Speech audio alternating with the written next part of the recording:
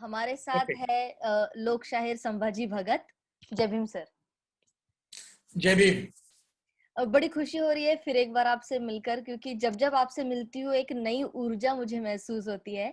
और ये जो इंटरव्यू हम कर रहे हैं दलित आर्ट आर्ट आर्काइव के लिए, तो बड़ी ही अच्छी बात है कि हम इस तरह से जो हमारे आर्टिस्ट है, जो हमारे साहित्यकार है, उनके जीवन से जुड़ी चीजों को एक डॉक्यूमेंटेशन करने का ये एक प्रयोग हम कर रहे हैं। तो संभाजी भगत को जैसे सभी लोग जानते ही है। मतलब मुझे अलग से कुछ बताने की जरूरत तो है नहीं, लेकिन इतना ही कहूंगी कि एक व्यक्ति सातारा के छोटे से गांव से निकलकर आज पूरे भारत भर में पहचाना जाता है मूवमेंट के लिए।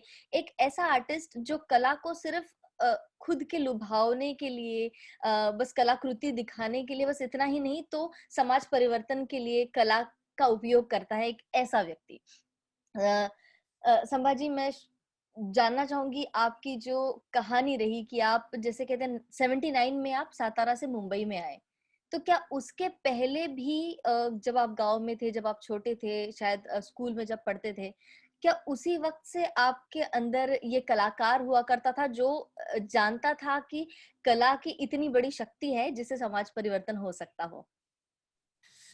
देखिए, इसमें एक चीज हमको, जिस माहौल में मेरा जन्म हुआ है, जिस गांव में या जो भी वातावरण रह चुका है, तो ये देश बेसिकली देहातों का देश है। जी। आगे जाकर कहे कि तो एक खेती व्यवस्था में 5,000 साल स्टैग्नेंट हुआ ऐसा देश है। उसके आगे जाके हम लोग देखेंगे तो ये देश अलग अलग जातियों का एक जेल है। It is a jail of different caste. तो ये सारी चीजें, जब मैं जन्म हुआ तो एक अछूत करके मेरा जन्म हुआ है। My mother is untouchable, my father is untouchable, so naturally I am untouchable in this country. And ये अनटचेबल करके जन्म लेना इस देश में, उसके साथ में कई चीजें आ जाती है, जैसे कि ओरल ट्रेडिशन उसके साथ में आ जाती है। जी। तुम्हारा जो व्यक्त होना, वो एक तुम्हारे साथ में आ जाता है, और एक अनटचेबिलिटी का दुख भी उसके साथ में आ जाता है। जी। और प्रकृति के नजदीक रहना, एक पॉजिटिव चीज, वो भी उसके साथ में आ जाता है। तो कई चीजें इस देश में जन्म से ही तुमको मिल जाती है। कई खराब चीजें हैं, कई अच्छी चीजें हैं, लेकिन अनटचेबल होना या स्त्री करके, महिला करके जन्म लेना, एक वो उसके साथ में काफी दुख जी। रहता है। तो बचपन में जो मेरा जो परवरिश है, ये परवरिश अनटचेबल बस्ती में हुई है। और वो भी अनटचेबल्स के अलग अलग बस्तियां हैं। एक एक ऐसे पूरा एक क्लास अनटचेबल ऐसा नहीं होता है। अनटचेबिलिटी के अंदर भी अलग अलग जातियां हैं। जी। जी। तो there are different type of untouchables, different caste. तो मेरा जन्म हुआ, और मेरी माँ जो है वो ओरल ट्रेडिशन से आते हैं। वो सुबह, जब मैं 60s की बात कर रहा हूँ, 50s की बात कर रहा हूँ, तब हमारे गांव में ये नहीं होता है, चक्की नहीं होता था, तो घर में ही चक्की में पीसते हैं। तो सुबह मेरी माँ उठती थी और जाते वो वर्षी गाणी। शुरू, हाँ, जात्यावरची गानी। जी। तो she used to sing that thing, and I was sleeping on her lap ना। हम्म। नेचुरली मैं बच्चा है तो उसके लैप पे सोता है। My mother was not that way. मुझे मतलब मालूम नहीं मुझे कि क्या है, लेकिन उसके वॉइस में एक किसी भी बच्चे को अपने माँ के आवाज में जादू ही लगती है। जी। जी। अब मुझे भी लगता है कि मेरे माँ की आवाज में एक जादू थी, कि जो मेरे कानों में वो रह चुकी है, और आज भी मैं उसको याद कर सकता हूँ। मतलब कितना गहरा होगा वो बिल्कुल। संगीत, क्या होगा।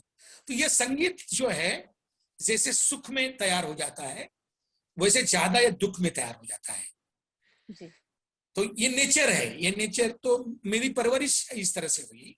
और आजू बाजू में सब लोग तो गाते ही थे, क्योंकि हमारे इधर पूरा जो ओरल ट्रेडिशन है और खेती व्यवस्था है, तो उसमें तो गाने ही गाने हैं। हमारा देश पूरा गानों से भरा हुआ देश है। तो जी। वो जन्म लेता इंसान जन्म लेता है, तो हमारी औरतें इकट्ठा के वो बर्तन बजाती है और गाना गाती हैं। बच्चे को जब पालने में डालते हैं 12वें दिन में उसका नाम रखता है, वो चांद ले लो, सूरज ले लो, ये ले लो, बहुत चिकना है, बहुत सुंदर है, गोपाल है, कृष्ण है, ऐसा बोलते बोलते वो गाना, वो पालना बोलते हैं। बिल्कुल। बच्चे को लोरी सुनाते हैं। मेरी माँ तो चक्की पीसते पीसते गाना गाती थी, वो है। मतलब जिंदगी में खेती में जाओ उधर है, गाय चराने जाओ, भैंस चराने जाओ, वही गाना है। और इंसान बड़ा हो जाता है, शादी होता है, शादी में भी गाने हैं। बिल्कुल। आदमी सब जगह गाने हैं, और मरता है तो भी गाना ही है। वो कबीरपंथी भजन बिल्कुल। आता है और वो सर जिंदगी के बारे में पूछना बोलते रहते। चाहूंगी कि ये जिस तरह से आपने बताया कि किस-किस प्रकार के गाने हैं जो बचपन से सुनते हैं और किस तरह से दुःख के गाने होते हैं, तो ये क्रांति के जो गीत है जिसे हम मराठी में चळवळीची गाणी ऐसा भी कहते हैं, तो ये क्रांति के गीत कब आपने पहली बार सुने और कब आपको लगा कि जैसे दुःख के गाने होते हैं वैसे क्रांति के भी गाने हो सकते हैं? तो पहली बार तुरंत आपका जी। मुझे मुझे वो क्रांतिवाद की तो पहले मालूम ही नहीं था, मतलब क्या है, क्या होता था। मैं मेरे स्कूल में जब मैं था तो मैंने बहुत बार ये बताया है मेरे भाई सारे लोगों को, कि मैं जब स्कूल में था तो मैं बहुत लंबा, ये सह्याद्री में था ना, पंचगनी। तो हुँ, सह्याद्री के रेंजर्स कितने हिसाब से बाहर है, तो हिमालय जैसा ही एक कार्यक्रम है। तो बिल्कुल। वो चढ़ के जाना और स्कूल में टाइम पे पहुंचना। शनिचर को सुबह स्कूल होता था, और ये सुबह स्कूल जल्दी पहुंच नहीं सकते हैं, क्योंकि कितना भी early in the morning 4 o'clock you can get up and you start walking, you will never never reach to a school in time. तो मैं बहुत ट्राई किया, हम ट्राई करते थे, लेकिन सभी जो बच्चे हैं गांव से आने वाले, वो पंचगनी में हम लोग हाई स्कूल में थे 8वीं हुँ, में, तभी एक मिलिट्री मन जैसा एक हमारा पीटी सर था, वो बहुत कड़क आदमी था। जी। और वो वैसा लंबा वो वेताची काटी हुँ, वो हुँ। लेके बैठ, और हाफ पैंट, तो पैर पे मारते थे सुबह सुबह ठंडी, और उसमें वो ठंडी में वो मारता था, तो खतरनाक था। अभी एक तो बहुत सारे बहुत टाइम के लिए हम लोगों ने मार खाया। लेकिन एक बार क्या हो गया कि गैदरिंग रहता है ना, तो गैदरिंग में जो स्टूडेंट के जो गुण होते हैं, मतलब जो कला दर्शन, तो वो जी। कला दर्शन के लिए हमको बोला कि कला दर्शन करो। तो मैं बोला यार कला दर्शन में हम लोग बोलना चाहिए कि बार जो है वो खतरनाक है। हाँ। और वो इसके ऊपर एक गाना लिखा मैंने, अच्छा। और वो चालू किया। वो अभी पूरा देहात के पब्लिक, लड़कियां तो उधर की थी, लेकिन लड़के तो पूरे बाहर से आए थे ना, वो हुँ। टालियां सिट्टी बिट्टी डबल, अच्छा क्या तो वंस मोर वंस पहला मोर। क्रांति का गीत तो मतलब सर के खिलाफ सीधा। अब वो किया मैंने, अब वो बार बार वंस मोर हो गया, मैं मजा आया मेरे। दूसरे दिन मेरे को वो एक हमारे प्रिंसिपल थे आर आर चौहान करके, आदमी अच्छा था, एक साळुंके करके एक पर्यवेक्षक सुपरवाइजर मुझे थे। तो मुझे मुझे लगा कि ये सब चेहरा तो उतर गया, सब टीचर लोगों का चेहरा उतर गया। तो दूसरे दिन वो प्यून आया और उन्होंने बोला संभाजी भगत तुमको बुलाया। मैं बोला अभी तो मेरे हाथ में डायरेक्ट लिविंग सर्टिफिकेट है। हाँ। मैं प्रिंसिपल के ऑफिस में गया, तो वो साड़ोकी करके जो आदमी ना, वो मेरी तरफ देख के हंसा, और वो हंसता है ना, तो बहुत खतरनाक कुछ तो चीज होता है। वो अच्छा। हमको मालूम था, वो बोला ये हंस गया मतलब ये तो मर गए समझो। प्रिंसिपल कुछ क्या है, साइन कर रहे कुछ कर रहे, मेरे को खड़ा किया। वो तो पुलिस जैसा ही है ना, तुम्हारा टेंशन बढ़ाने का काम। तो बिल्कुल। मेरे को खड़ा किया। मैं बोला यार ये क्या बोलता है। बहुत टाइम के बाद में वो सर बोले हाँ बोलो क्या नाम है तुम्हारा, संभाजी भगत।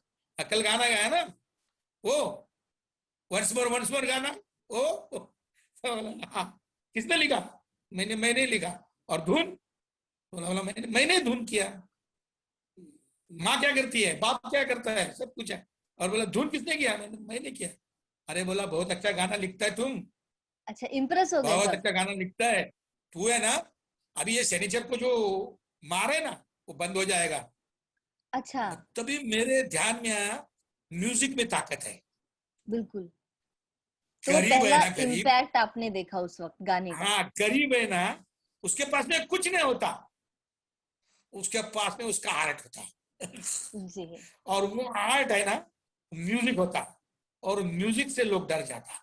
ये मेरे को मालूम पड़ा कि म्यूजिक में ताकत है, डराने का बात नहीं, लेकिन म्यूजिक में ताकत है, ये मुझे मालूम पड़ा था। उसके बाद में when I came to Bombay, I came to Siddharth Vihar hostel, and जी। Siddharth Vihar hostel is such a place from where the Dalit panther movement was started। जी।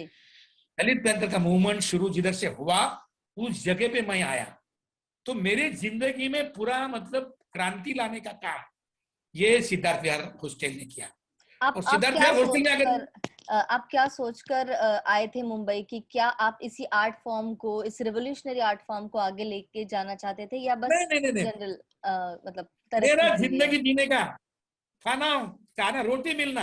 मैं तो जी। आया तो मैं पहला वड़ा पाव की गाड़ी पे था। अच्छा। मतलब जो वड़ा पाव का गाड़ी, मस्जिद बंदर में मेरे गांव का आदमी था, उसका वड़ा पाव का गाड़ी था, वो गाड़ी पे मैं काम पे लग गया। बाद में 12वीं का रिजल्ट आया, तो रिजल्ट आया तो वो आदमी बहुत अच्छा था, जो मेरा मालिक था ना। हम्म। वैसे मैंने पहले भी होटल में काम किया, मेरा एक मुसलमान मालिक था, बहुत अच्छा था। मतलब जो 8वीं से लेके 9वीं से लेके 12वीं तक मैंने होटल में काम किया। तो वो भी मालिक अच्छा था, ये भी मालिक अच्छा मेरे को मिला बम्बई में आने के बाद में। वो बोला यार तेरे को अच्छे मार्क्स है यार, तू पास हो गया 12वीं, तू शेड्यूल कास्ट है ना, तो वो अपर कास्ट था। तो बोला तू शेड्यूल कास्ट है तो तेरे को अम्बेडकर है ना, ये अम्बेडकर हॉस्टल में तेरे को, अम्बेडकर कॉलेज में जाएगा, अम्बेडकर हॉस्टल में एडमिशन करेगा और तेरा जिंदगी सुधर जाएगा। वो आदमी ने मेरे को वाह। लाके हॉस्टल में डाल दिया। मेरे पास में पैसा नहीं, कुछ नहीं, एक गायकवाड़ करके सब थे। वो तो बहुत बहुत अच्छा आदमी था, लेकिन बहुत विनोदी, बहुत अच्छा। विनोदी। हम्म। तो मैं जब गया तो मेरा पूरा सैक रहता है ना, गोनी होता है, उसके अंदर कपड़ा वपड़ा सब लेके हम्म। सर्टिफिकेट ऐसा गया था। वो बोला, आया जैसा मराठी में बोला मेरे को, काय कंचे गावचे, हम्म। सातारा। अरे तुम्हाला काय बाबासाहेबांनी काय पत्र लिहिली होती का रे इकडे यायची? हा, हम्म। काढ ते तुझं दप्तर,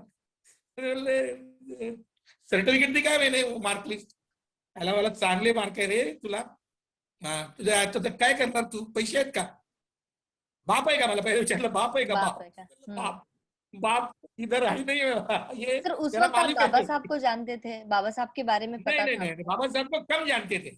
अच्छा। बाबा साहब मालूम है, लेकिन वो लेवल का बाबा साहब हमको नहीं मालूम, तो जी। सिर्फ तो वो बोला ठीक है।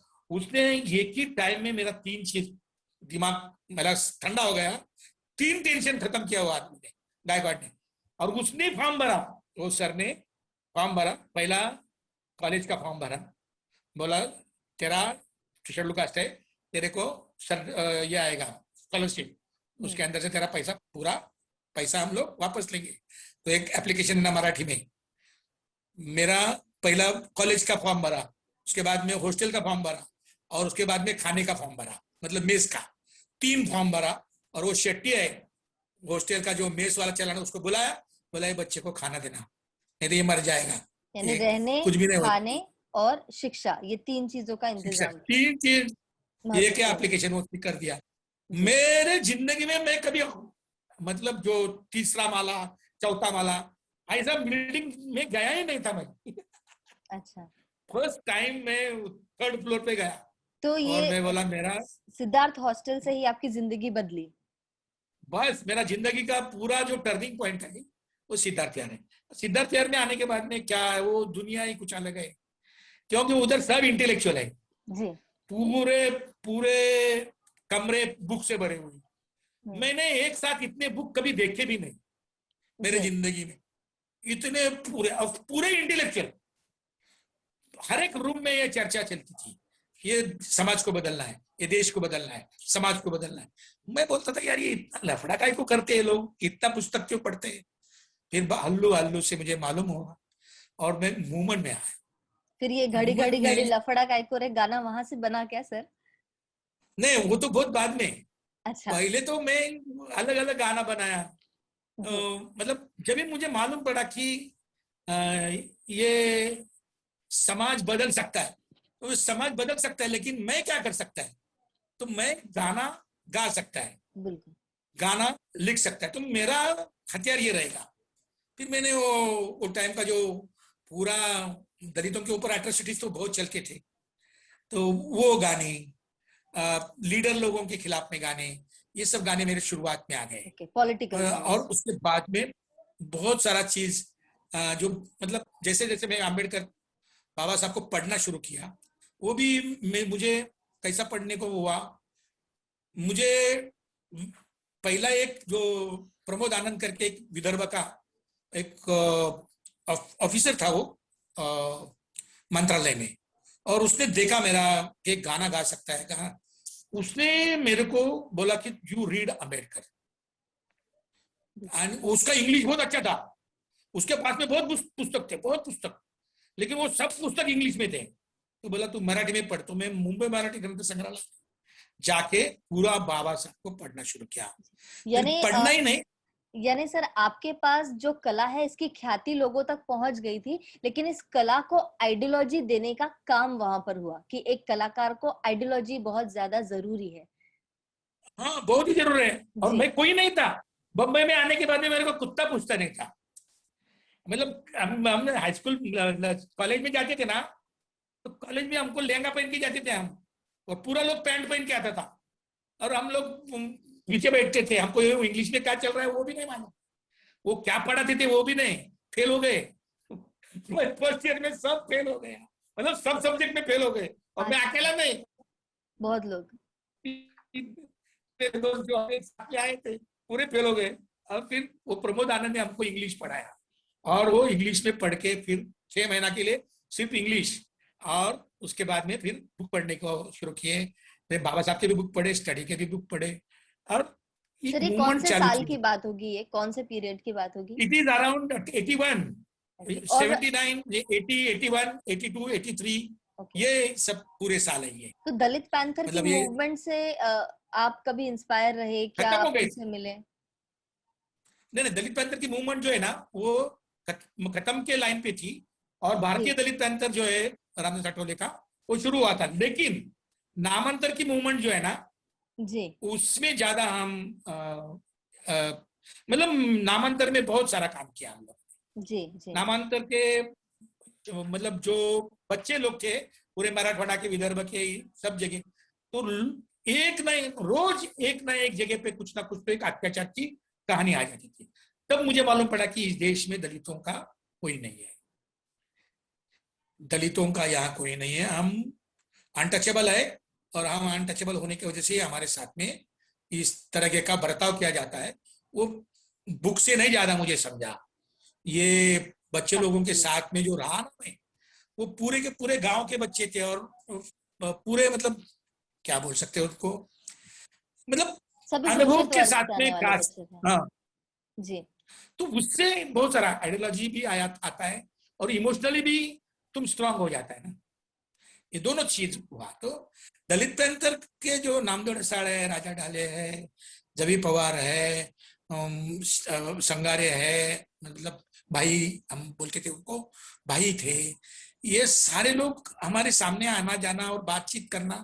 और मैं गाना गाता था, इसके लिए थोड़ा सा प्यार भी था। नामदेव बहुत प्यार करता था, राजा वो प्यार करते थे। राजा ये तो भाई तो मुझे लेके जाता था, चलो मीटिंग है, चलो चलो मेरे साथ में, गाड़ी में बिठा के लेके जाता। शुरुआत में गाना गा तो अच्छा, तो ये लोगों के साथ में मेरा बहुत अच्छा संबंध जी रहा। रामदास अभी तो हम उसको मंत्री होने की वजह से, और बहुत साल मंत्री रहने की वजह से हमारा ज्यादा अभी रह नहीं रहा, लेकिन Ramdas was very good friend of mind. हम साथ में, क्योंकि एज एक है, हम थोड़ा मेरे से बड़ा होगा, लेकिन अरे तुरे बोलते थे ना, मतलब अभी वो साहब बन गए तो, लेकिन अब अच्छा नहीं लगता अरे तुरे बोलना। ठीक है, हमारे वैचारिक मतभेद है उनके साथ में, जी वो जिस तरह से राजकीय भूमिका लिए है उसके साथ में हम नहीं है, लेकिन एक जमाने के हम दोस्त है। जी। वो रहता था मेरे नीचे और मैं उसके ऊपर रहता था, तो उसको बार बार बोलता था, मैं तेरे सर के ऊपर है मैं।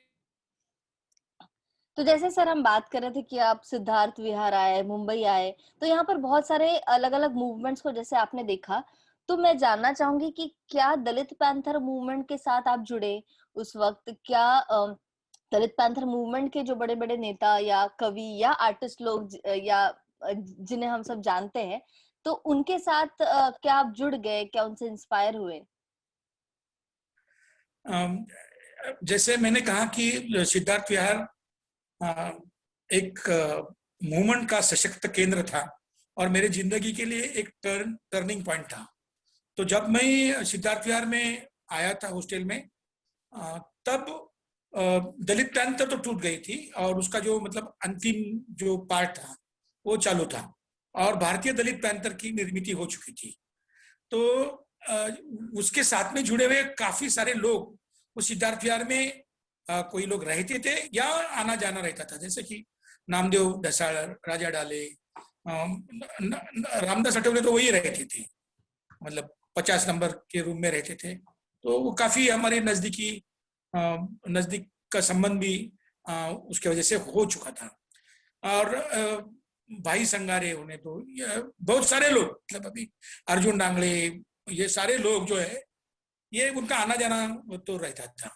तो उनको देखकर हमको बहुत पहले तो मुझे ज्यादा कुछ मालूम नहीं पड़ा था, लेकिन जब मालूम पड़ा कि दलित पैंथर ने एक जो काम किया है उसका असर पूरे महाराष्ट्र के ऊपर और भारत के भी कई इलाकों पर दिखता है, उसके जो लिटरेरी मूवमेंट का जो असर है वो दिख रहा है, तब मुझे लगा कि ये this people are very important people in today's context and history में भी आगे भी जब हिस्ट्री लिखा जाएगा तो ये लोग बहुत बड़े लोग हैं। तो ये मुझे मालूम था, लेकिन मेरा कैसा था कि मैं गाना गाने वाला रहने की वजह से मैं अलग अलग सभाओं में जाके गाना गाता था। तो काफी जो मतलब जो लीडर लोग हैं वो पहचान के होते थे, जैसे कि नामदेव ढसाळ, वो हमारे काफी नजदीक, मतलब बाद में अंतिम समय में भी बहुत करीबी रिश्ता रह चुका हमारा। राजा ढाले जी भी बावजूद कि हमारे काफी चीजों के ऊपर मतभेद थे, लेकिन एक प्यार और एक नजदीकी वो थी। भाई संगारे तो मुझे हॉस्टल में आके गाड़ी में लेके जाते थे और चलो हमको सभा करनी है, हमको ये करना है, तो लेके जाते थे। तो ये अविनाश महातेकर जी खुद अच्छे लेखक थे। उन्होंने काफी टाइम मेरे बारे में लिखा है पेपर में कि कल्चरल मूवमेंट क्या होता है। तो ये अर्जुन डांगरे बहुत रिस्पेक्ट करते थे, क्योंकि उनको मालूम है कि ये गाना बहुत अच्छा काम करता है। सर एक पूछना और चाहूंगी बीच उनके में। अंदर, अ, यस, जै- जैसे आपने कहा कि आप इन सभी लोगों से मिले जो काफी पॉलिटिकली सोशली एक्टिव थे उस वक्त, तो नामदेव ढसाळ की जैसे हम बात करते हैं तो उनकी कविताएं काफी ज्यादा प्रसिद्ध है और हमने ये सुना कि आपने भी उस वक्त कविताएं लिखना शुरू किया था। तो मैं आपके कविता लिखने का जो सिलसिला शुरू हुआ उसके बारे में जानना चाहूंगी। एक तो कैसा है कि जो सिद्धार्थ विहार में आता है वो आदमी कविता लिखना शुरू कर देता है, वैसा माहौल ही वैसा था। और पर्सनली मेरे ऊपर नामदेव ढसाळ जी का बहुत मतलब जब का प्रभाव था, मतलब उनका बहुत प्रभाव मेरे ऊपर था। तो मैंने बहुत ऐसी कविता में बहुत लिखी हैं। और एक साइड में मुझे नामदेव ढसाळ अच्छे लगते थे और दूसरे साइड में ग्रेस भी पढ़ता था मैं। तो एक साइड में ग्रेस और एक साइड में नामदेव ढसाळ, तो मेरा तो पूरा स्क्रैम्बल हो गया था। और उससे मैं लिखता था तो बहुत ही दुर्बोध लिखता था। तो एक बार मैंने मेरे माँ को ये सारी कविताएं पढ़ के दिखाई, और तब उसने मुझे बोला कि मुझे ये कुछ समझ में नहीं आया। तो मैं बहुत नाराज हुआ और तब मेरे दिमाग में आया कि जो चीज अपने माँ को नहीं समझती है तो फिर वो क्यों लिखना है। और फिर मैं थोड़ा सुधर गया और गाना लिखना शुरू किया मैंने। मतलब गाना का था मेरे पास में आइडिया, तो गाना ज्यादा लिखना शुरू किया। वैसे भी कविता भी आज भी लिखता हूँ, लेकिन वो मेरी पर्सनल चीजें होती है, वो ज्यादा पब्लिश वगैरह नहीं करता हूँ मैं।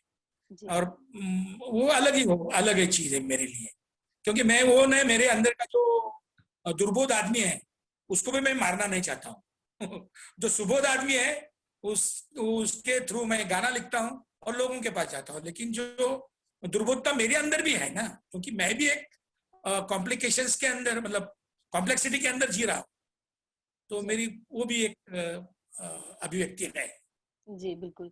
तो कविताओं से गानों पर आए और फिर एक हम देखते हैं कि जहाँ पर भी आज मूवमेंट की बात होती है, वहाँ पर संभाजी का गाना ज़रूर होता है। तो ये जब आपके गाने, जैसे आपने एक प्रसंग बताया कि सॉरी ट्रेन में पिकनिक में आपने लोगों को आपके गाने गाते हुए सुना। तो बाद में ये मतलब एक खुद को व्यक्त करने का एक तरीका ही बन गया कि हर कोई जब भी कोई मूवमेंट की बात होती, चाहे विद्यार्थी आंदोलन की बात हो या जातीय आंदोलन की बात हो, तो वहां पर आपके गीत हमेशा से ही गाए गए। तो आप हर बार जब ये नए-नए गीत लिखते हैं और ये काफ़ी परिस्थितियों को देखकर, मतलब उसमें काफ़ी एक रियलिटी झलकती है बहुत ही क्लियरली। तो आप किस तरह से ये गाने लिखते गए? आपको ये लिरिक्स लिखने के इंस्पिरेशंस कहाँ से मिलते गए? कैसे आप सिचुएशंस को देखकर उसे शब्दों में उतारते गए? वैसे देखा जाएगा तो मैं बहुत कम लिखता हूँ गाने। एक गाना लिखने के लिए मैं बहुत टाइम लेता हूँ। जी, ये काफी लोग बोलते हैं इसका प्रोडक्शन बहुत कम है, तो हाँ मेरा प्रोडक्शन बहुत कम है, क्योंकि मैं एक गाना लिखता हूँ, उसके आगे जाने वाला गाना अगर मैं नहीं लिखता हूँ वो मैं काट देता हूँ, क्योंकि वही रिपीट मुझे अच्छा नहीं लगता है। जी, हर एक गाने का एक स्थान है। तो मेरा कैसा है कि मैं जब भी कोई एक सब्जेक्ट के बारे में गाना लिखने का सोचता हूँ, तो मैं बहुत रिसर्च करता हूँ। जैसे लोग नॉवल लिखने के टाइम में रिसर्च करते हैं जी, कि भाई लोग कैसे समझते हैं इश्यू को, लोग शब्द क्या इस्तेमाल करते हैं इस चीज को, लोग कैसे एक्सप्रेस करते हैं इस चीज को, उनके फॉर्म्स क्या है। पहले तो मैं ये सब स्टडी करता हूँ। तो दो स्टडी होता है, एक तो कंटेंट के बारे में लोग क्या सोचते हैं, और फॉर्म कौन से प्रिवेल्ड है जी, अभी जी, वो। फिर मैं क्या करता हूँ, म्यूजिक का काम करता हूँ। और म्यूजिक का काम करते करते करते मतलब वो म्यूजिक जो रहता है, पीपल्स म्यूजिक, उसको रिवोल्यूशनाइज करने का काम। मतलब I first go to the masses, I learn from the masses, I come to my laboratories and I work over there, बिल्कुल। आई मेक समथिंग, कुछ तो बनाता हूँ। वापस आई गो टू दी मासेस, उनको समझाता हूँ, मतलब उनको सुनाता हूँ। जी, और वो अगर उसको समझा नहीं या उसको कुछ लगा नहीं अंदर से, तो मैं वापस आ जाता हूँ, वापस मेरे अंदर सुधार करता हूँ। तो अच्छा, मेरी ये प्रक्रिया कैसी है कि मेरा पहला चीज है कि लोगों को समझना चाहिए। वट बिल्कुल, एवर यू से, उसका कम्युनिकेशन नहीं होता है तो फिर एक बहुत अच्छी चीज बन के अपने पास में रह जाती है, उसका कोई मतलब नहीं है। तो गाने जो आपका जो ये ऑब्जर्वेशन है कि वो गाने जिधर जाते हैं आप उधर सुनते हैं, या ट्रेन में लोग पिकनिक के टाइम में गाना गाते करके वो हुआ था। क्योंकि गाने का प्रवास जो है ना, ये दुनिया का सबसे बेहतरीन और बहुत अलग प्रवास होता है। मतलब एक बार गाना लिख के तुम छोड़ देते हो मासेस में, किधर से किधर जाता है क्या उसका मतलब, यू जस्ट कैनॉट इमेजिन। मतलब बिल्कुल। एक मेरा दोस्त इट है डॉक्टर। Travels, yes. हाँ, द एक डॉक्टर सॉन्ग्स मेरा दोस्त है। ट्रैवल्स, द कांसेप्ट हाँ, ट्रैवल्स थ्रू द सॉन्ग्स। वो ट्रैवल कैसे करते हैं देखो। मेरा दोस्त है डॉक्टर, अभी वो बम्बई का जो म्यूनसिपलिटी है ना उधर बड़ा ऑफिसर है। तो वो गांव में गया, गांव में गया तो गांव में संडास का सुविधा नहीं था अभी, तो उसको संडास को बाहर जाना पड़ता है। अब ये डॉक्टर आदमी, तो उसका डब्बा लेने के लिए एक लड़का आता है, तो उसका डब्बा, क्योंकि डॉक्टर के हाथ में कैसा डब्बा देने का, तो वो अब वो आगे जा रहा है वो लड़का, और ये इसके पीछे जा रहा है, और ये मेरा गाना गुनगुना रहा है वो लड़का। तो अभी ये मेरा दोस्त है डॉक्टर, तो उसको बहुत अच्छा लगता है। वो बोलता है मालूम है गाना किसका है? तो वो बहुत मेरा खास दोस्त है बोला, एकदम जिगर का दोस्त है मेरा। तो वो जो लड़का है ना, वो बोला काय डॉक्टर काय पण फेकताय संभाजी भगत तुम्हाला कशाला ओळखेल? अच्छा। साधी गोष्ट का म्हणे, दादा तुम्हाला कशाला ओळखतील? तर त्याला ते इतका शॉक बसला की मला माझ्यावर सुद्धा विश्वास लोकांचा. तर गाण्याचं ट्रॅव्हलिंग जे आहे ना फार विचित्र आहे. बिल्कुल, बिल्कुल। गाणं मतलब पिकनिक मध्ये गाणं जेव्हा आपण इससे गाणं ऐकतो की पिकनिक जी, इससे एक बात तो यस। स्पष्ट होती है कि ये जो गाने आप लिख रहे हैं, ये एक छोटे बच्चे के भी उतने ही ज़हन में बैठे उससे इतना ही कनेक्ट करता है और एक डॉक्टर से भी उतना ही ज़्यादा कनेक्टेड है। मतलब ये जो गाने आपने लिखे वो हर किसी को अपने लगते हैं, है ना? बहुत ही बढ़िया बात है ये। जी, सर जैसे हम गानों के इम्पैक्ट के बारे में बात कर रहे थे और जैसे आपने जो पहला प्रसंग बताया कि जो पहला गाना आपने स्कूल में गाया था उसके बाद मार पड़नी बंद हो गई। तो हम देखते हैं कि काफ़ी पावरफुल है म्यूज़िक और काफ़ी पावरफुल है ये जो कंपोज़िशंस आपने की है। तो उसके कई ज़्यादा इम्पैक्टफुल असर हमने हमेशा से ही देखे हैं और इसी बात को लेकर एक फ़िल्म बनी थी कोर्ट। जिससे आप जुड़े जी। हुए थे और जिसकी ज़िंदगी हम देखते हैं कि आपकी ज़िंदगी से भी मैच होती है। कई सारे हमारे लोक शायर हैं जिनकी ज़िंदगियों से मैच होती है कि उनके गानों के वजह से उनके ऊपर जो कोर्ट केसेस बैठी है। तो मैं जानना चाहूँगी इस फ़िल्म को लेकर आप इस फ़िल्म को किस तरह से देखते हैं? क्या आप महसूस करते हैं कि ये मेरी ही स्टोरी रिफ्लेक्ट हो रही है? ऐसा है, ये जो कोई लोग जो क्लेम करते हैं वो गलत है, और मैं जी, भी क्लेम नहीं करता हूँ। जी, लोगों को ऐसा लगता है, लेकिन मैं कभी क्लेम नहीं करता हूँ, क्योंकि मेरे से भी ज्यादा नीचे जाकर काम करने वाले जो शायर लोग हैं, वो जेल में भी है अभी भी, और जी, पहले भी जेल में जा चुके हैं। मैं भी जेल में जा चुका हूँ, वो बात नहीं है। लेकिन ये सारे लोग जो नए प्रकार की जागृति करना चाहते हैं, उनके ऊपर स्टेट ने जो अत्याचार किया है, वे लोग, सभी लोगों की वो स्टोरी है। ये किसी इंडिविजुअल की स्टोरी नहीं है। ये जो बिल्कुल, क्रेडिट बिल्कुल। लेने वाले जो लोग हैं, ये तो मतलब अभी क्या बताएं, मतलब वो ठीक नहीं है। जी, बहुत सारे लोग हैं, और ये छोड़ो, गाना गाते गाते शहीद होने हुए ऐसे लोग भी मेरे दोस्त रह चुके हैं। वो उनकी भी स्टोरी है। लेकिन ये अभी गाना दिवाकर करके मेरे दोस्त हैं। जी, ये गाना गाने के दिवाकर। लिए जेल जाना, ये कॉन्सेप्ट ही समझ में नहीं आता क्योंकि जेल का हम कनेक्शन लगाते हैं क्राइम से, लेकिन गाना गाना कोई क्राइम नहीं है। खासकर ऐसा गाना गाना जो लोगों को मोटिवेट कर रहा है, अपनी स्थितियों को समझने के लिए एक मौका दे रहा है और उससे बाहर निकलने के लिए एक एक तरह से उनकी इमेंसिपेशन की तैयारी है। तो इसका जेल जाने से कनेक्शन क्यों होना चाहिए? क्योंकि तुम व्यवस्था को जब हिलाते हो, तो व्यवस्था के जो समर्थक है या जो मालिक है, वो कैसे सह सकते हैं? एक क्रिमिनल को वो छोड़ देंगे, क्योंकि क्रिमिनल चलो बाद में उसका कुछ कर सकते हैं, क्राइम तो वो खुद भी क्रिमिनल्स है ना, जो उस व्यवस्था के मालिक है वो खुद भी क्रिमिनल्स है। लेकिन जब ये क्राइम के खिलाफ में, because when we start talking about cultural crime, हम कल्चरल क्राइम के खिलाफ में जब बात करना शुरू करते हैं, तब तुमको स्टेट पकड़ता है, तुम जी, उसका व्यवस्था को हिलाने की कोशिश करता है। तो कौन कौन छोड़ने वाला है? वो सत्ताधारी लोग हैं। तो देखो, ये डरता क्यों है वो लोग? क्योंकि विचार से डरते हैं।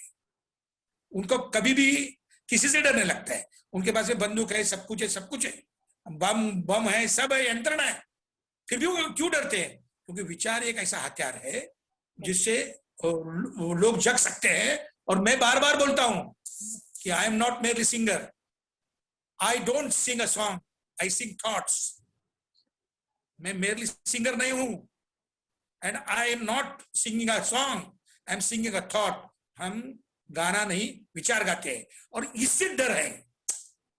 व्यवस्था और सत्ता इससे डरता है, इसके लिए जेल में डालते हैं ना।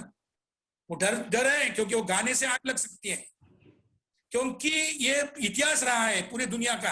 अब ये तुकाराम, वो तुकाराम महाराज बोलो, या जो भी मीरा बोलो, ये जो गाने, एक तंबरा लेके अपने बाहर निकले हैं, और उन्होंने पूरा पूरे युग को जागरूक किया ना। जी, इनका विचार है और उनका गाना है। मैं ये नहीं बोलता कि सिर्फ गाना ही सब बदलता है, बाकी सारे फोर्सेस सोसाइटी में होते हैं, वो भी जी, उसके साथ में होते हैं। बिल्कुल। लेकिन गाना इज वन ऑफ देम। तो उसका डर है, और वो बेसिकली गाने का डर विचार की वजह से है। अभी लताबाई का गाना सब लोग सुनते हैं, चांद फिर निकला मगर तुम ना आए, जला फिर मेरा दिल, अच्छा लगता है। दिल जला, सबका दिल कभी ना कभी तो जला होता है, अच्छा लगता है। उससे व्यवस्था को कुछ नहीं होता है, वो व्यवस्था का समर्थन देने वाला है। इसलिए लताबाई को भारत रत्न मिलता है, और जो व्यवस्था के खिलाफ में जो बात करते हैं उनके हाथ में कड़ियां होती है। ये तो है ना, ये सावन तो सबको अच्छा लगता है ना। सावन का गाना लिखता है कि सावन का महीना पवन करे शोर, जहरा झूमे ऐसा मन में नाचे बोल, कोई प्रॉब्लम नहीं। लेकिन वही तुम गाना लिखो कि सावन में हमारे बच्चे अनाज की वजह से भूखे मरते हैं और you are responsible for that, वो सावन का ही गाना होगा, उसके लिए तुमको अरेस्ट किया जाएगा। That is a thing. बिल्कुल बिल्कुल। मुझे आपका एक वाक्य याद आता है जो हर बार आप before the performance you begin with the sentence कि I'll start singing and I'm not here to entertain you. I'm not singing here to entertain you. I'm singing to disturb you. My song is going to disturb you. ये बहुत मतलब बहुत ज्यादा impactful लगता है और सामने वाले को समझ जाता है कि हम यहाँ पर कोई मनोरंजनात्मक कार्यक्रम अटेंड करने नहीं बैठे, यहाँ से हम जब जाएंगे तो इन विचारों को यहाँ से लेकर घर जाएंगे। सर बहुत सारी चीजों का इंटरटेनमेंट होता है ना। अभी अभी जो भीम गीत है ना, ये कभी जमाने में क्रांतिकारी हो सकते हैं, लेकिन वही बार बार गाते हैं और कुछ करते नहीं। हाँ, वो इंटरटेनमेंट बन जाता है। मैं कोई भक्ति करने वाला आदमी हूँ क्या? नाम भगत है, लेकिन भक्ति करने के लिए जन्म नहीं मेरा है। मेरा जन्म है कि मुझे जो आचार है उसका अच्छी तरह से इस्तेमाल करो, लोगों को जागरूक करो। I am not here to entertain you, I am here to disturb you. आप मेरा कार्यक्रम देख के जाते हो और चैन की नींद सोते हो, तो मैं काय को कार्यक्रम करेगा? काय को करना चाहिए मैंने?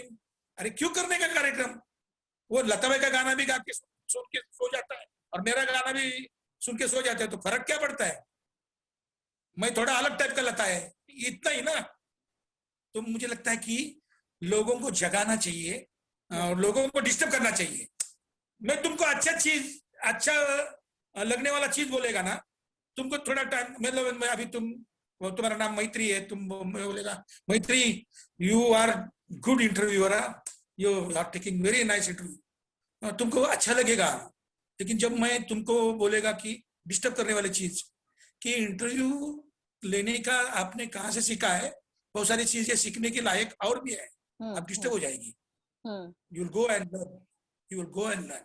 यही है मेरा गाने का डिस्टर्ब करने का तरीका ये है कि मैं बोलता हूँ कि तुम गाना इधर आए या इंटरटेनमेंट करेगा, या तुम मेरा कोई मतलब ये नहीं है न, कोई मेरा भाई नहीं है, बहन नहीं है कि वो तुमको बहुत अच्छा बोलेगा, तुम ग्रेट है, तुम ऐसा है। नहीं, हमको ये दुनिया बदलना है।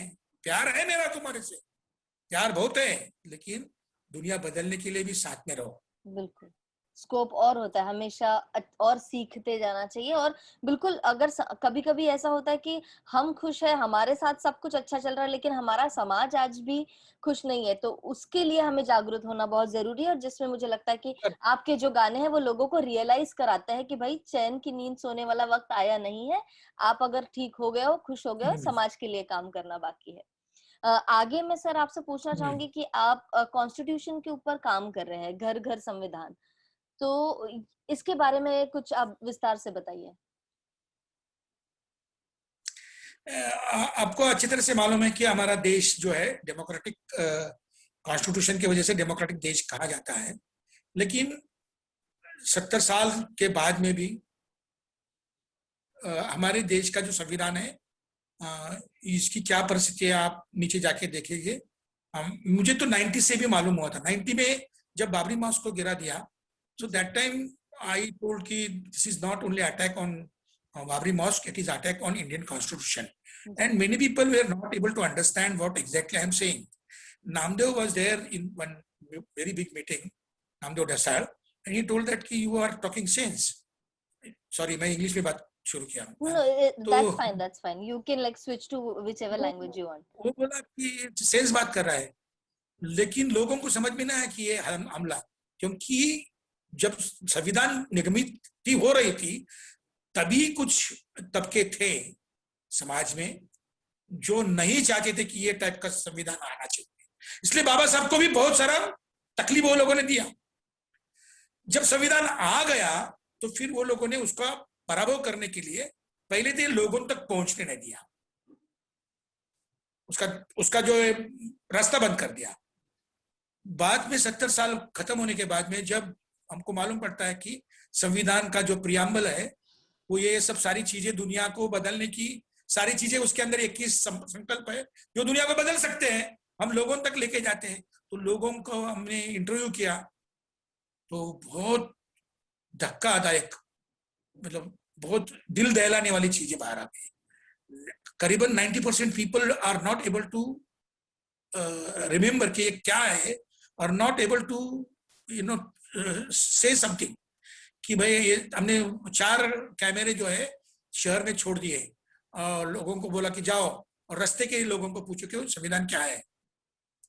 तो काफी लोग बोले क्या है संविधान, कुछ लोग बोले क्या संविधान नहीं मालूम हमको। फिर उसको बोला कि देश चलाने का, हाँ वो कुछ तो है अम्बेडकर, हाँ लेकिन वो तो अम्बेडकर के वो जाति के लिए लिखा है ना, वो हमारा उसके साथ कोई संबंध नहीं है। मराठी में पूछेगा घटना काहीतरी घडलं असेल कधीतरी, काय आता काय माहिती आपल्याला तरी पण आहे। आणि ते त्याच्यामध्ये ते दलित लोक आहेत ना त्यांच्यासाठी आहे, हे कॉमन उत्तर आहे। आणि शाळेत ज्या पुस्तकामध्ये पहिल्या पानावर ते संविधानाचं प्रियम्बल छापलेलं आहे त्या शाळेतल्या शिक्षकांना विचारलं तर शिक्षक सुद्धा फार खतरनाक असतात। तर ते जी काय बोलले की मी तर गणित शिकवतो, मला काय, हम गणित का प्राध्यापक है, अध्यापक है, हमको जरूरत नहीं है कि संविधान के बारे में मालूम होगा। मतलब people don't want to be नागरिक, नागरिक बनने की जो एक आस होती है वो उनके अंदर नहीं है, वो समझ में आता है। वो समाजशास्त्र जो पढ़ाते हैं, सोशियोलॉजी सब जो सोशल साइंस पढ़ाते हैं, वो टीचर को पूछेगा तो वो बोलते हैं अरे बाबा, हमने पूछा कि वो है ना संविधान का नागरिक शास्त्र में, तो बोले हाँ है, 2-3 चैप्टर है हम पढ़ाते हैं। तो क्या कैसा है, मैंने पूछा की सार्वभौमत्व मतलब क्या है, तर ते बाई म्हणाले की सर कशाला जास्त खोलात जायचं, आपलं वरच्यावर आपलं शिकवायचं, आपलं एका वाक्यात उत्तरे द्या, गाळ्याला जागा भरा, थोडक्यात उत्तरे लिहा, झालं 20 मार्काचं तर परीक्षा, त्याला कशाला उगाच ते सार्वभौमत्व काय, धर्मनिरपेक्ष काय, समाजवाद काय, काय आपल्याला करायचं ते भानगडीत जायचं नाही। आणि तुम्ही लय बारीक बारीक गोष्टी बघत बसता सर, तर ते काय गरज नाहीये। ये उसका आंसर है ये टीचर का। तो ये बहुत दिल, तो इसके लिए हमने सोचा कि फिर नीचे जाके काम करना चाहिए, बस्तियों में जाके काम करना चाहिए। फिर डोर टू डोर कैंपेन शुरू किया। वो भी एक तरीका था कि हम एक अगरबत्ती जो है वो लेके जाते थे और जो भी किसी भी धर्म का होने दो, उसका भगवान है उसको जो लगाते थे, और उधर जो बुजुर्ग आदमी है या बहन है या माताजी है जो भी, उनके पैर छूते थे और आशीर्वाद मांगते थे, आशीष मांगते थे कि भाई हमको ये राष्ट्र का, देश का काम हम कर रहे, हमको आशीर्वाद देना। और फिर वो सुनने के लिए राजी होते थे कि कौन लोग हैं जो अपना दर्शन करते हैं और बताते हैं कुछ चीज। तो ये काम काफी टाइम के लिए चला। फिर बाद में हमको मालूम पड़ा कि इसको भी एक मतलब जैसे मैंने बताया कि वो एक बाबा साहब ने जिस चीजों को टच किया है उसको अनटचेबल बनाया है इस देश ने। बाबा साहब ने संविधान को टच किया, संविधान अनटचेबल हो गया। बाबा साहब ने बुद्ध को टच किया, बुद्ध अनटचेबल हो गया। तो ये देश जो बाबा साहब जिसको छुआ है उसको अनटचेबल करता है। तो मुझे फिर हमने सोचा कि ये तो है संविधान के अंदर पूरे इंसानियत है, 21 संकल्प पूरे इंसानियत के संकल्प है, मॉडर्न ह्यूमैनिज्म है उसके अंदर। फिर हमने इंसानियत की पाठशाला, मानुष की शाला जो है बच्चे लोगों के लिए शुरू की और उसके अंदर ये संकल्प, सारे संकल्प सिखाए जाते हैं। और उसके साथ में जो हमारे देश के मट्टी में हजारों साल से इंसानियत की जो परिकल्पनाएं हैं, जो कॉन्सेप्ट्स है वो आए हैं। तो वो बुद्ध से लेके, चारवाक से लेके, लोकायत से लेके गाडगे बाबा तक, और अभी हमारे सारे जो शहीद हो गए नरेंद्र दाभोलकर और ये सारे पानसरे वगैरह, इन तक ये लोगों ने ये इंसानियत के लिए जान दी है। तो ये हमारे मिट्टी के अंदर है। और इंसान और निसर्ग, इसका भी एक सख्य यूनिटी एंड स्ट्रगल ऐसा संबंध है। तो उससे भी कुछ इंसानियत की सारी चीजें आ रही है। तो ये सारे इकट्ठा करके हमने इंसानियत की पाठशाला शुरू की। तो ये इंसानियत की पाठशाला जो है मराठी में माणुसकीची शाळा, ये बहुत बड़े पैमाने में महाराष्ट्र में 36 जिलों में इसका काम चलता है और साइड बाय साइड हिंदी के 9 राज्यों में भी इंसानियत की पाठशाला करके ये चालू है। तो ये जो पूरा जो संविधान का काम है, तो माणुसकीची शाळा is a part of that thing. तो ये माणुसकी जो इंसानियत की पाठशाला जो है वो भी यही काम कर रहा है और अभी बहुत अच्छे तरह से हम लोग लोगों में जा रहे हैं। बिल्कुल सर, ये कब जिनको शुरू भी हुआ? इंसानियत की पाठशाला में, हाँ ये कब शुरू हुआ?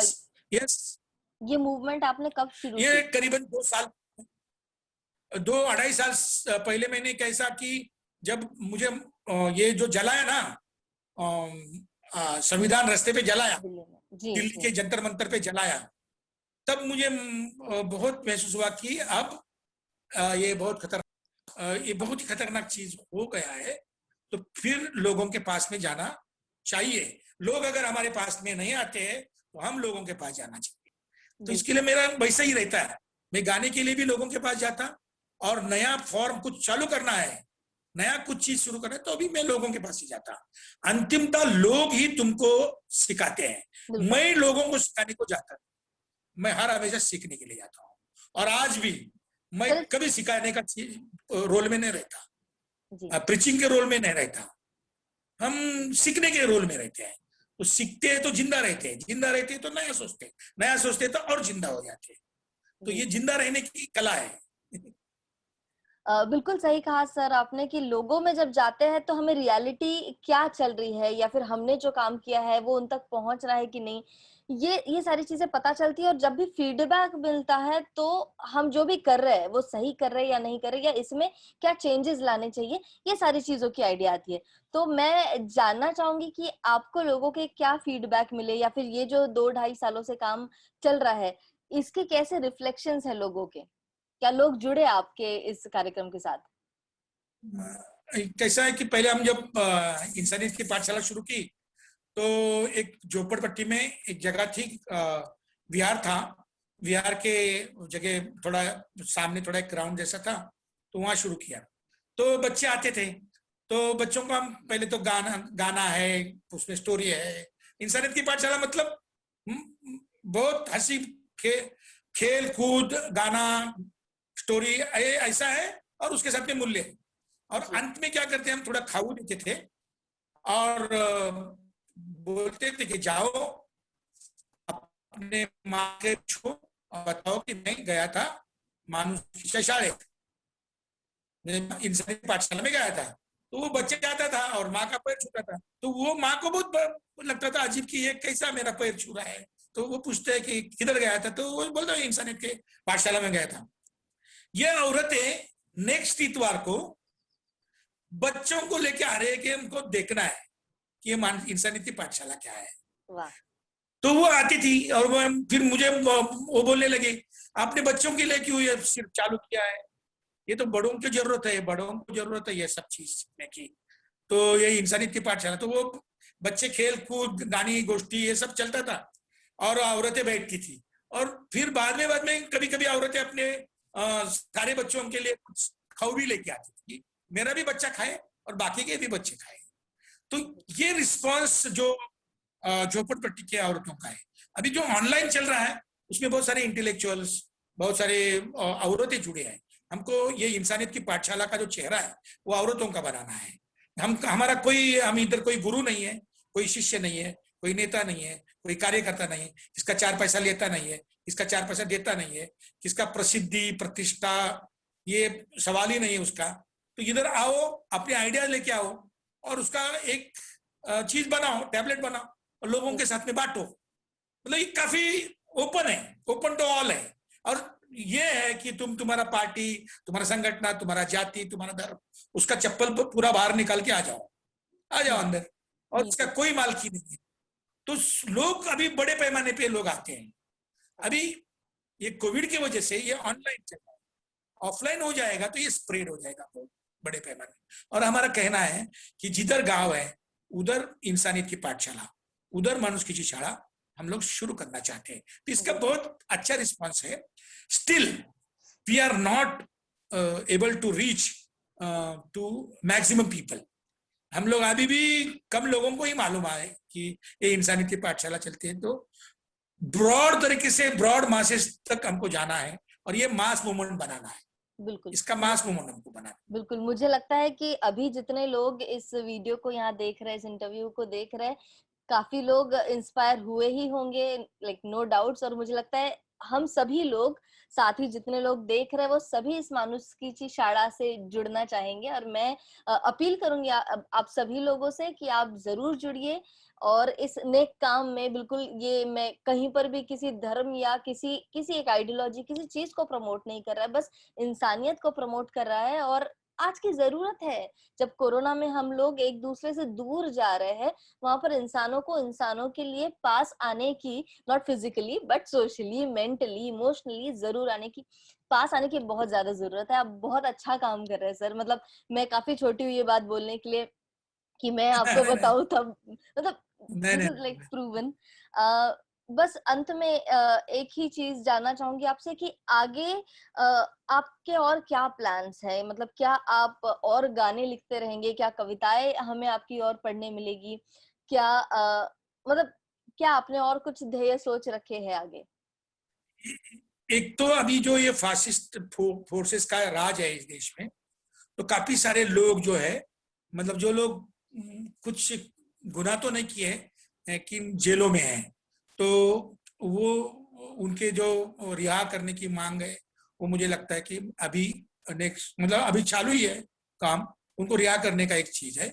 और ये फासिस्ट फोर्स से जो लोग निकल जाएंगे, इनको एक अल्टरनेटिव बनाना पड़ेगा।